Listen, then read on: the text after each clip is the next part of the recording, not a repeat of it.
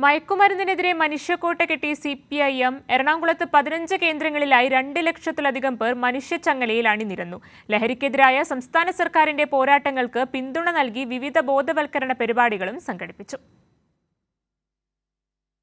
മയക്കുമരുന്ന് വ്യാപനത്തിനും അക്രമ സംഭവങ്ങൾക്കുമെതിരെ CPIM തീർത്ത മനുഷ്യച്ചങ്ങലയിൽ 2 ലക്ഷത്തിലധികം പേരാണ് കണ്ണിച്ചേർന്നത്.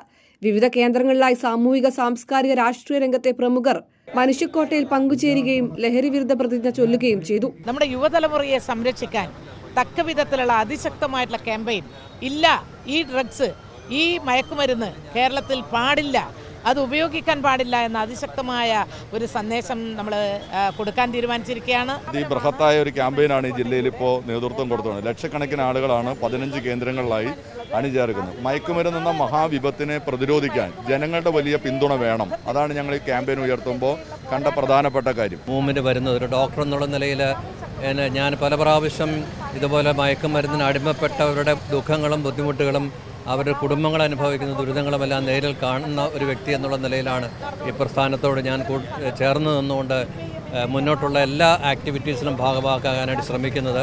മനുഷ്യച്ചങ്ങലയ്ക്ക് ശേഷം 15 കേന്ദ്രങ്ങളിൽ പൊതുയോഗം സംഘടിപ്പിച്ചു.